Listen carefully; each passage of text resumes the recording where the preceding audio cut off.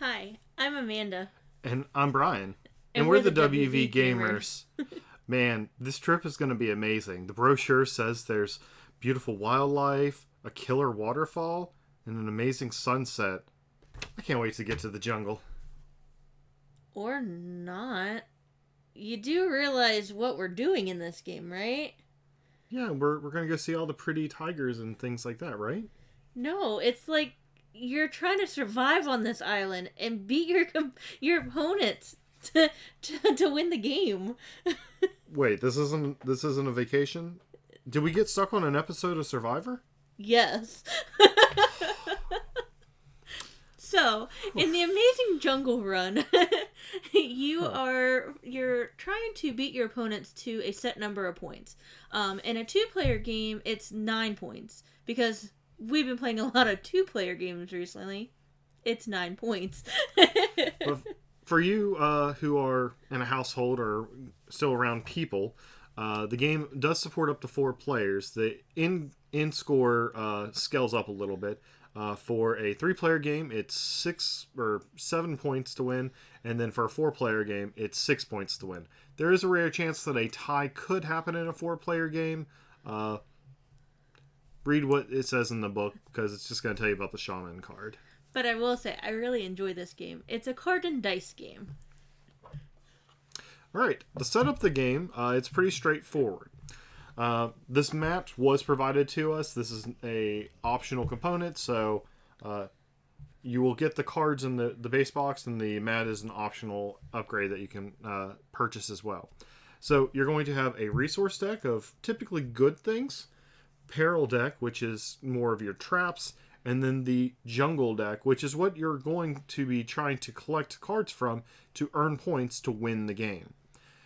If you're playing a 2-player game, you'll want to take out any of the cards that have a little plus symbol in the lower right.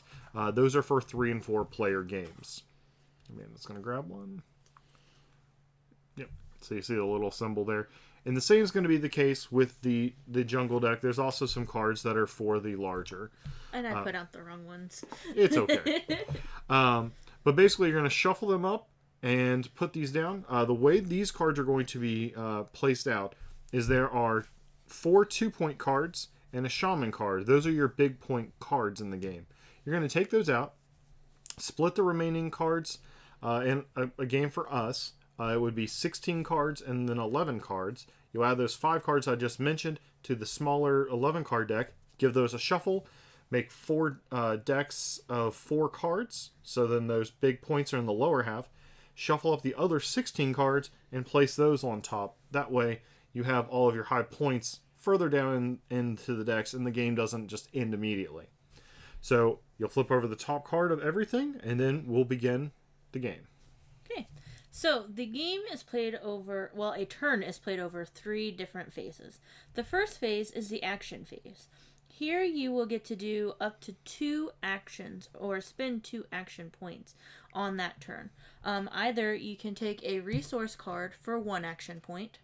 You can take a peek at the bottom card of the deck for 1 action point. Or you can take 1 peril card worth 2 action points. And that would just come into your hand of cards. But typically on your turn, you'll probably want to start with getting a number of the resources. So you can get 1 resource for 1 resource, or for 1 action point, and then a second one to spend that second one that you have. Unless you're mean like me and you're going for the peril to attack your opponent a lot. Yeah.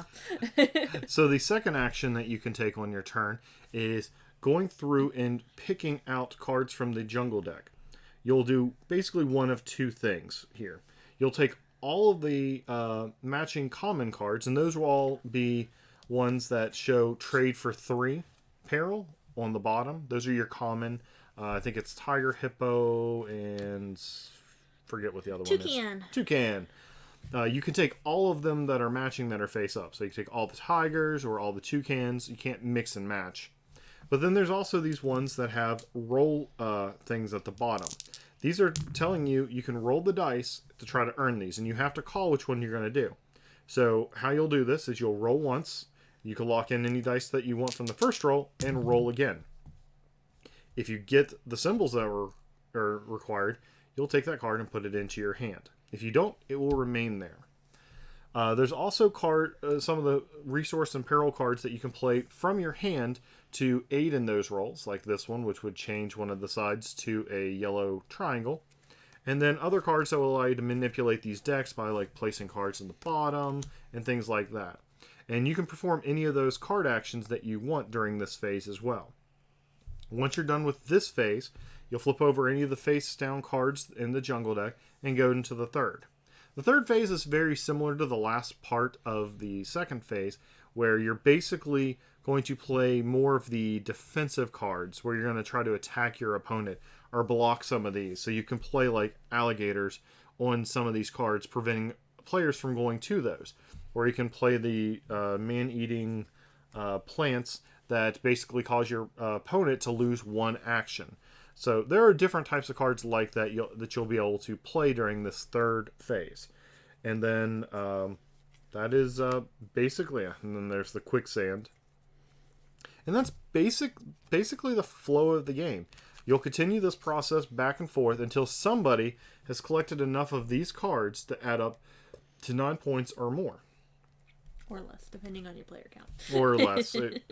Whenever we talk about games, we typically talk about the 2-player points. But, yes. but you saw the earlier part of the video where we said the points. But yeah. And that's pretty much the game.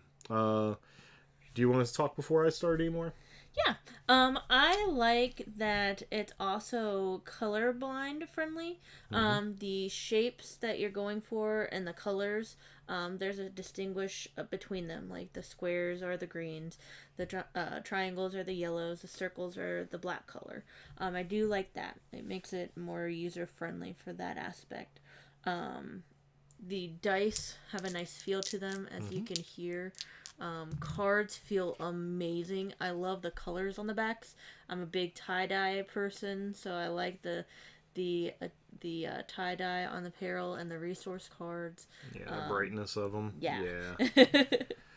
Yeah, and as she was talking about the feel of the cards, they are a linen finish, so they do feel really good. They're nice and sturdy. They're not just going to like bend and show crease marks super easy.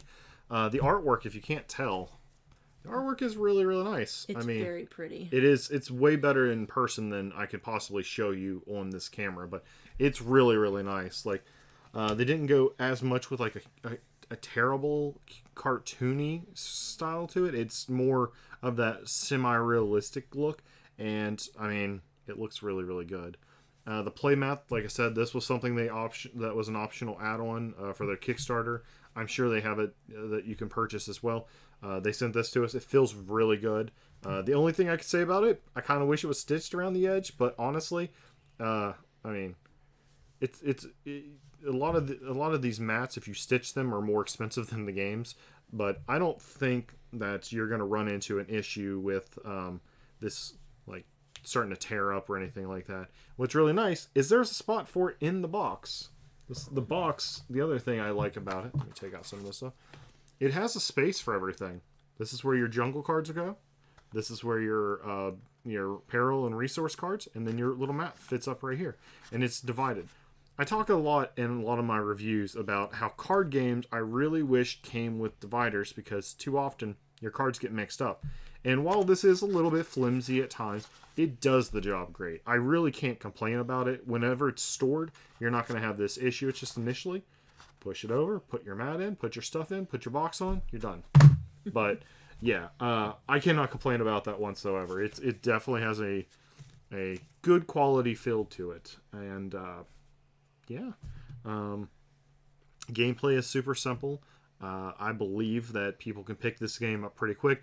The only thing that came up when our game is the timing of certain cards. I can't remember which one it was, but there was a timing question that came up when we were playing. But I mean, once you read through the rules and you really think about what the rule is saying, it's like, okay, it makes sense. But yeah, other than that, I really like the game. It has a good feel to it. It's good quality. I even like the little art on the inside of the box that I see over there. But do you have any other comments about this one? Not real comments. I just wanted to point out, because some of the cards that you're vying for. Also has abilities in the upper corners. Like this one is when you claim this card from the row, you also get a peril card for free. There's also ones where it has an arrow down. Oh yeah, that's a good one. And that means that you get to take the card that's beneath that one as well. So you could get your third one of a kind, or you could get like the higher point fruit that could get you closer to victory. Yeah, and we didn't talk about all of the different things, like didn't talk about what the trading for the peril is and stuff like that. Well, we're gonna at some point we will do a playthrough video where we'll go through a deeper dive of it. In this one, we kind of just want to give you a quick what the overview of the game is, give you an idea of how straightforward the game can be when learning. So we hope that you enjoy this, and definitely be sure to check them out. This has been the Amazing Jungle Run by Buddy Pal Games. So, thanks. I'm Amanda. and I'm Brian, and we're the WV Gamers.